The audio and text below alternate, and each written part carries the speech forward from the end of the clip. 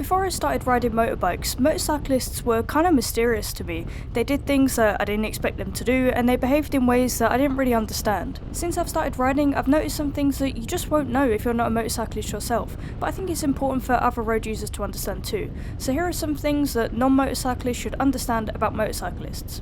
The first is that a helmet can be really restrictive, especially if it's not a very premium helmet. My first helmet was only cheap because I was only just getting into the hobby, I didn't want to spend loads of money, and they can go up into the hundreds, which is another thing that I didn't really know. So my first helmet limited my vision quite a lot, and coming from a car background, I thought being on a motorbike it would be much easier to see because you don't have the pillars and the frame of a car blocking your view. But your peripheral vision, especially with a cheap helmet, can be very limited on a bike. There can be something right next to you that you just won't see, and in fact when you do your CBT, which is your first kind of training day on a bike, they demonstrate this blind spot to you. Your instructor will stand right next to you within touching distance, and you won't be able to see them in your mirrors or in your peripheral vision. I didn't understand that motorcycles actually have huge blind spots, big enough to hide a car in, so you really want to be careful if you're up close and around a motorcycle. This is why you'll see motorcyclists do what we call lifesaver checks. When you're turning left or right or changing lanes or anything, you have a quick look over your shoulder to make sure that there's nothing in your blind spot, because otherwise you just can't really see.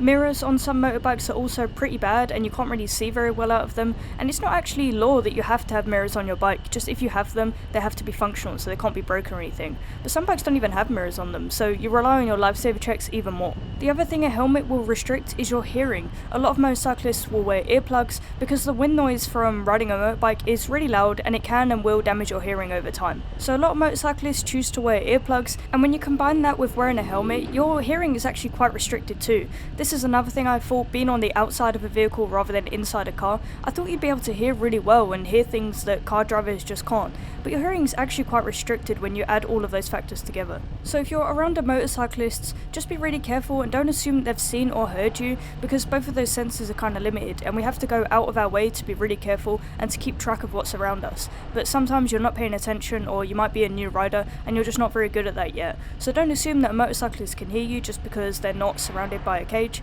They might not be able to. One thing I learned pretty quickly when I started riding is that motorcycles are really difficult to balance at slow speed. If you've ever tried to ride a bicycle slowly, you'll know the same feeling, and it's very common that a new motorcyclist especially will kind of wobble when they move away from traffic lights because it's just really hard to balance at such low speeds. One thing that really used to bother me when I was on L plates is that drivers in London are just so used to seeing bikes on L plates, they don't actually treat you like a learner. So sometimes they'd pull up really close next to me, or another rider would pull up really close next to me, and it would make me really nervous because I knew that when I'd go to move away from the traffic lights, I'd wobble a little bit side to side, and it took a little bit of time to just get used to the feeling of a motorbike. So you don't want to get too close to a motorcyclist anyway, but especially not when they're at a standstill or when they're moving in really slow moving traffic, because the same as a bicycle, it's really common for the bike to sort of wobble from side to side, especially if you haven't quite got your controls down yet. Experienced riders make it look easy, so this is just something that I didn't realise until I got on two wheels myself. Another thing to note, especially if you're coming from a car background, is that most indicators won't cancel themselves on a motorbike. You have to remember to press the button again to cancel them. So if you see a motorcyclist who's had their indicator on for ages, and honestly everybody does it, that's probably what that is. They've just forgotten to cancel it. So don't assume that they're actually going to turn if you see them indicating. Another thing that I didn't notice about motorbikes, even though it might sound kind of obvious, but the performance characteristics of a motorbike are just completely different from a car. If you're on L plates, you can only ride up to a 125cc bike, which are quite slow, even compared to cars. They're quite slow. They top out usually at about 60 or 70 miles an hour depending on the bike, and they're just really slow to accelerate. But once you get up past, say, a 300cc bike, they're really quick compared to most standard family cars. My little bike is only a 400cc, but it will do 0 to 60 in about 4.5 seconds. I don't know what the average for a car is, but probably closer to about 6 seconds. So it will pull away from traffic lights, it will get up to dual carriageway speeds, for example, a lot quicker than most drivers will be able to.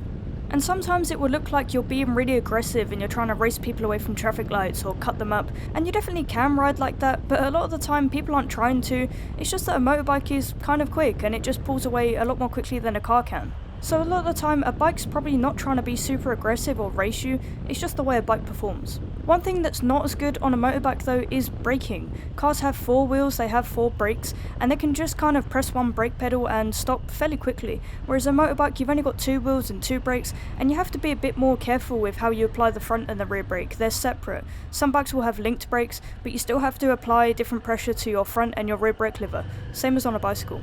The other thing is it's really easy to lose your balance on a motorbike, and one of the easiest ways to lose your balance is to come to a stop with too much force, especially on the front brake lever, because the forks will compress, and when they uncompress they'll throw the bike off to the left or the right, and you'll have to sort of catch it and catch your balance again. So you might see a motorcyclist slowing down, say for a traffic light, a little bit earlier than you might in a car, but it's just because the brakes aren't as good and you just have to be a bit more careful and a bit more involved with how you apply them. If you've ever seen a car pull up to a traffic light really aggressively and then slam on the brakes, you'll see that the nose of the car kind of dives and then springs back up again. In a car, it's just uncomfortable for all the passengers, but on a bike, it really can push you off and you can drop your bike and just completely lose your balance, so you have to be a bit more careful. And you don't want to lose your balance because motorcycles are really heavy. If you've ever tried to lift one or move one, sometimes it takes a couple of people to do it. They're really heavy. You can lift them with good technique, but a lot of the time you just need a couple of people to help you pick it up, especially some of the bigger bikes.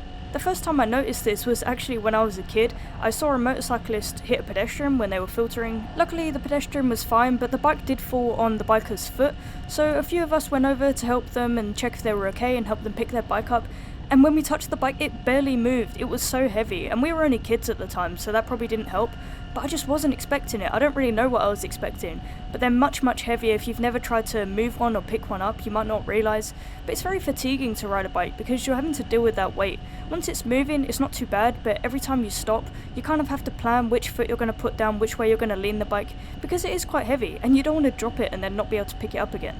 A funny thing that happened to me only recently is I parked my bike and it was on a really steep hill, so I parked it so that the kickstand was facing the low side of the hill, so that it would kind of lean into the kickstand, and that's fine, the bike's not going to fall over doing that. But what it will do is it will make it really, really difficult to lift up again. I jumped on the bike, I tried to pull it back up upright so I could ride it off, and I couldn't move it, and luckily there was somebody next to me. He was putting some stuff in his car, and I had to ask him if he could just push me upright, and he looked at me like I was crazy, but the bike was leaning at such a steep angle, I just couldn't lift it up, and it was very embarrassing, but luckily it worked out fine.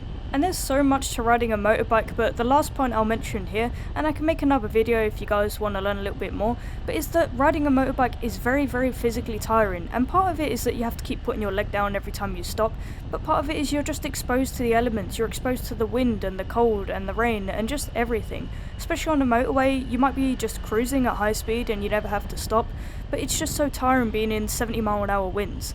It's also very physically involved and physically demanding. Your wrists get cramped, your back hurts, your legs get cramped. There's ways to combat this, but it's just a very fatiguing experience overall. So you might be able to drive 5 or 6 hours in a car, but you might only be able to do half that on a motorbike. It really just depends on the roads and the conditions, but don't be surprised if a day trip in a car becomes a multi-day trip on a motorbike. It's just much more tiring. And part of that is mental fatigue as well. You have to be so much more switched on, because if it goes wrong, you're going to come off pretty bad. So you're always looking for hazards, you're always switched on, and it just catches up with you after a while. So you have to be aware of that fatigue, and it is quite tiring riding a motorbike. But it's also extremely, extremely fun. You'll hear about this kind of brotherhood between motorcyclists and this kind of community, and part of that is it's just so enjoyable. You all can relate to each other, we all love bikes pretty much, so you always have something to talk about. It's just a really good experience. I'm so happy that I started riding motorbikes. I literally don't know what I'd be doing with my time right now if I didn't ride a motorbike.